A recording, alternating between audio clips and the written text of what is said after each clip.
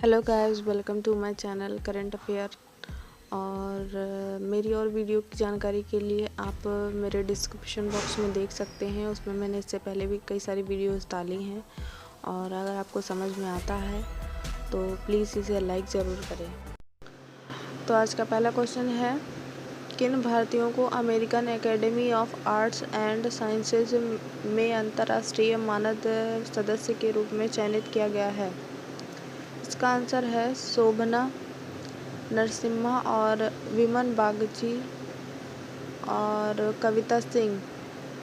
तो इन सब को अंतर्राष्ट्रीय मानद सदस्य के रूप में चयनित कर लिया गया है। तो ये जो American academy of arts and sciences है, ये अंतर्राष्ट्रीय संगठन है। इसकी मानद सदस्यता है वो Albert Einstein, Akira, Nelson Mandela, Charles Darwin भी इनको भी चुना जा चुका है। और तो ये वर्ष 2020 में इन तीनों को चुना गया है।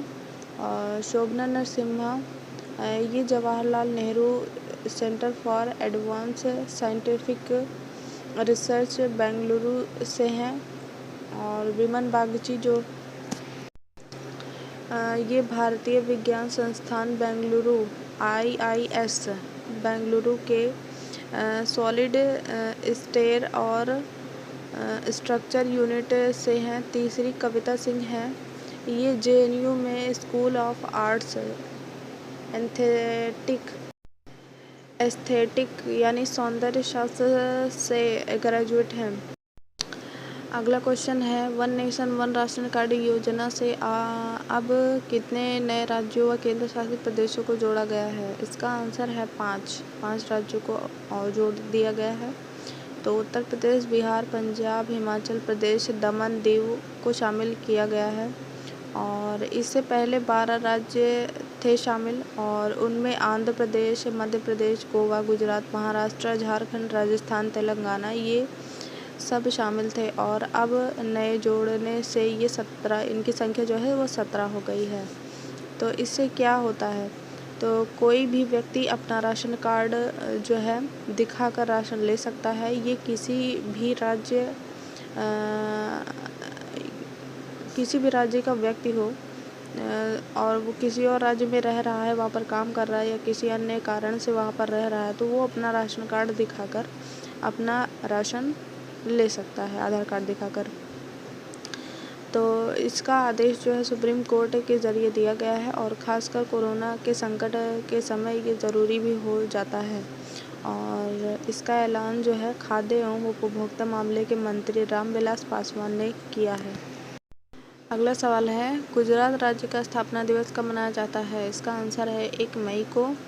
और ये 1 मई को पूरे 60 साल हो गए हैं। 1 मई 1960 को गुजरात की स्थापना दिवस थी और ये पूर्ण राज्य का दर्जा मिला था। और 1960 से पहले ये बॉम्बे का हिस्सा था। और गुजरात के मुख्यमंत्री कौन है? विजय रूपाणी। और राज्यपाल कौन है? आचार्य देवव्रत।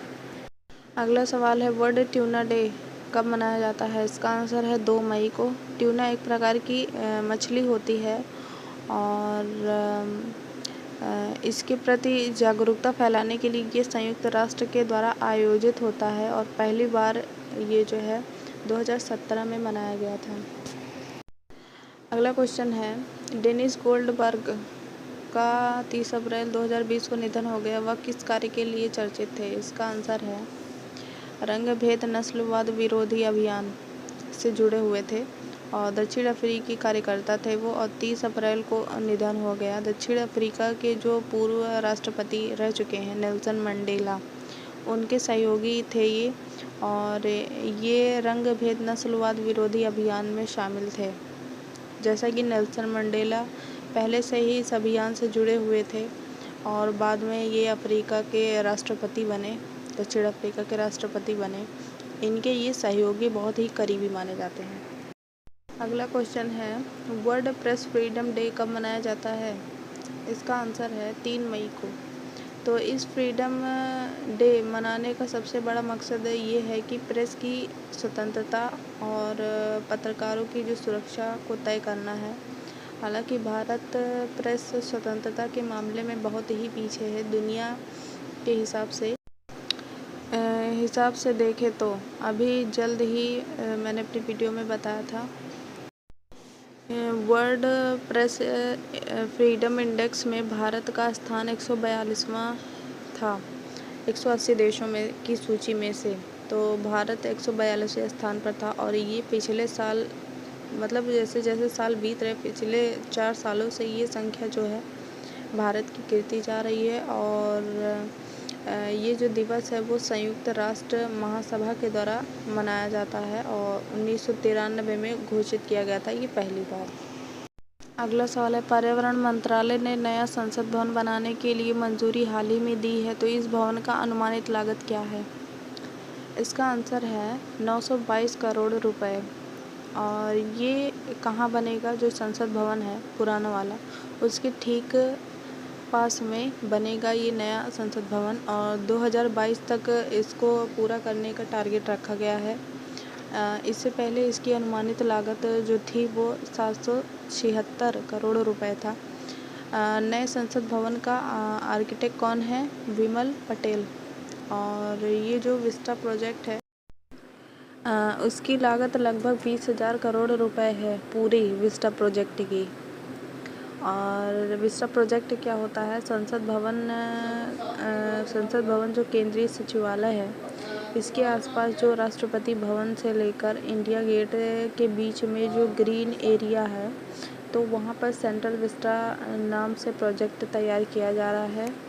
और सेंट्रल विस्टा प्रोजेक्ट को कौन संचालित कर रहा है या कौन किसके तहत किस मंत्रालय के अंतर्गत बनाया जा रहा है इस प्रोजेक्ट को? तो आवास और शहरी कार्य मंत्रालय के द्वारा।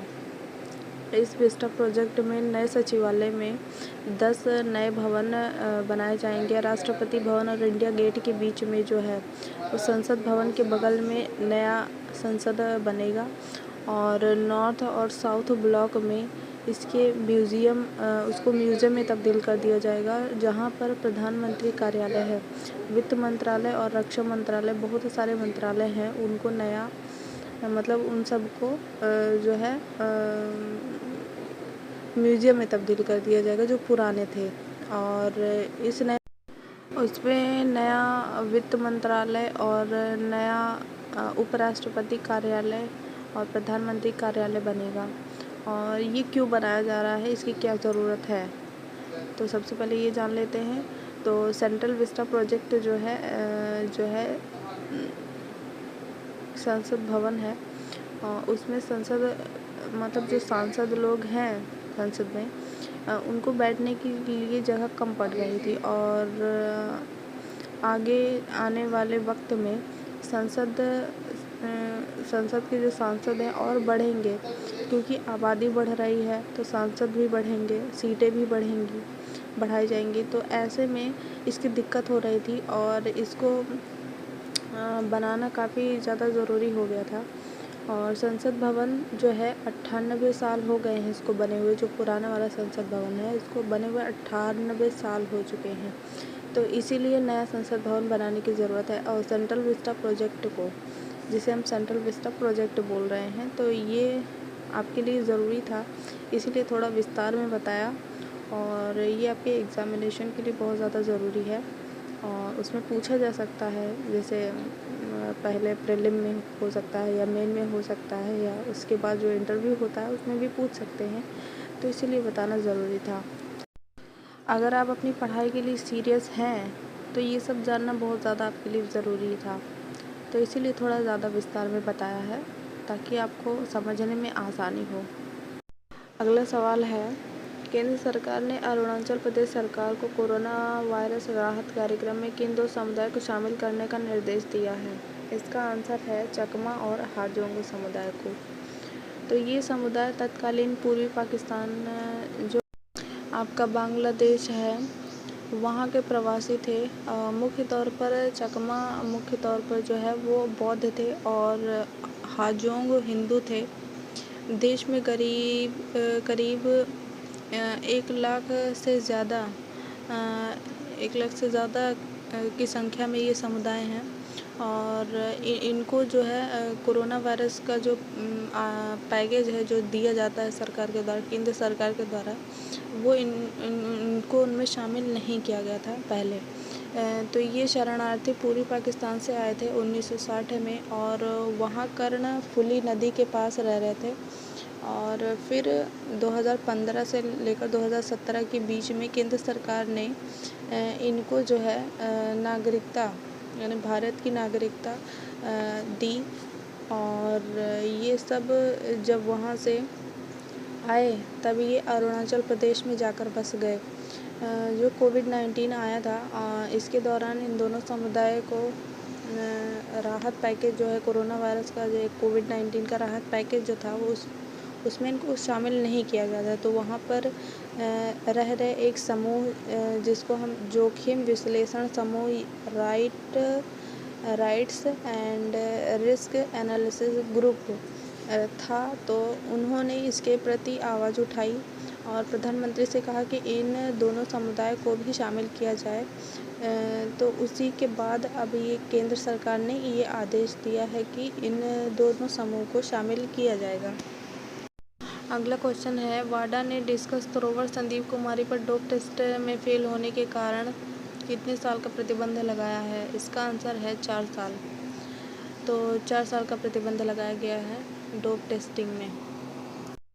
अगला सवाल है, बौद्धिक संपदा सुरक्षा मामले में किस देश ने भारत सहित 10 देशों को निगरानी की प्राथमिक सूची में रखा है? इसका आंसर है अमेरिका ने। तो इंटेलेक्चुअल प्रॉपर्टी राइट्स को लेकर भारत की जो नीति है वो ठीक नहीं है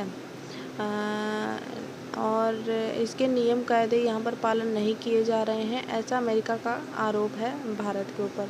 तो उनका यह कहना है कि उनको ये भी कहना है कि जो दवाइयाँ हैं, दवाई वाली कंपनियाँ हैं, वो इंटेलेक्चुअल प्रॉपर्टी राइट्स के ख़िलाफ़ हैं और वो अपना निर्माण खुद ही कर रही हैं, ऐसा उनका कहना है।